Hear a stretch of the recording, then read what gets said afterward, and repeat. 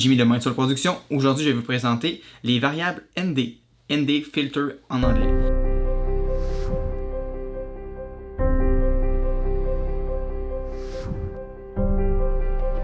Alors, pourquoi on parle de variable ND Filter aujourd'hui? C'est la simple raison que pendant l'été, c'est impossible d'utiliser le f2.8 si tu respectes les règles vidéo.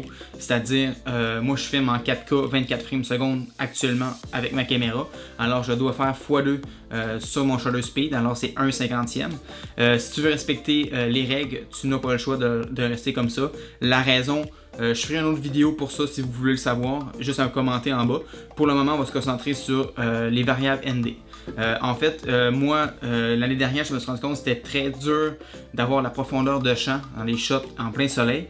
Fait que depuis peut-être 4 ou 5 mois pendant l'hiver, j'ai décidé de commencer à vérifier pour m'en procurer un pour faire sur mes lentilles. J'ai beaucoup de mariages qui s'en viennent cet été. J'ai des tournages corpo extérieurs, j'ai des événements. Pendant un mariage, ça peut être très utile de pouvoir avoir de la profondeur de champ pour donner un effet wow à certaines shots. Alors, c'est la raison pourquoi je m'en suis procuré un principalement.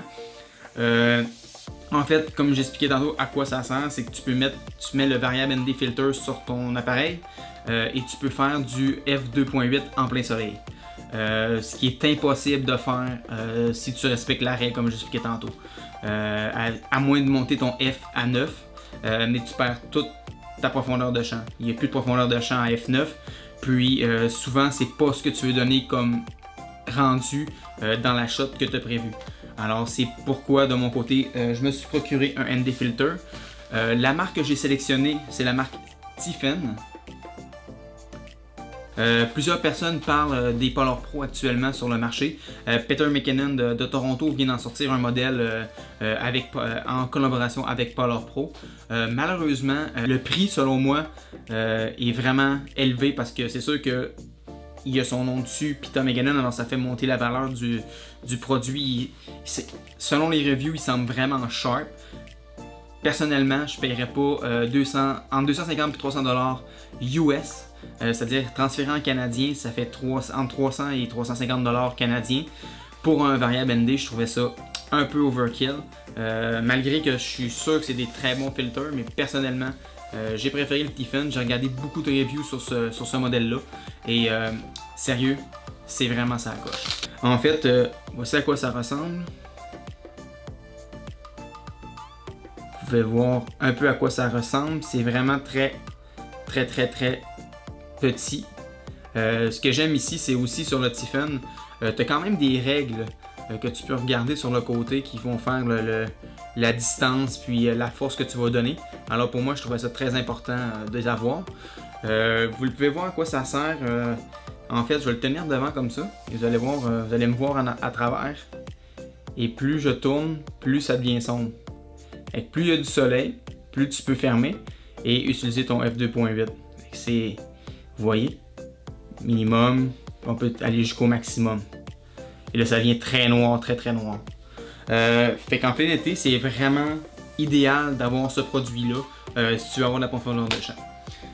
C'est sûr qu'il faut faire attention, tu peux pas le pousser au maximum parce que tu viens avec des effets un peu bizarres dans ton image, ça fait pas super beau.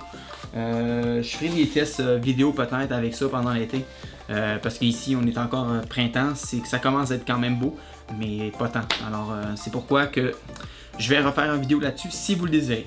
Commente en bas et ça me fait plaisir de le faire. C'était tout pour aujourd'hui. C'est ce que je voulais vous montrer, ces filtres-là.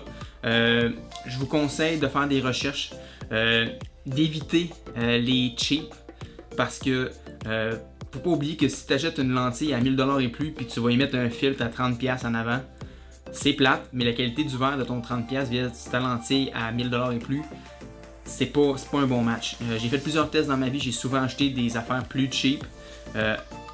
Au bout du compte, ça m'a toujours coûté plus cher parce que j'ai acheté le cheap et il a fallu que j'achète le meilleur après.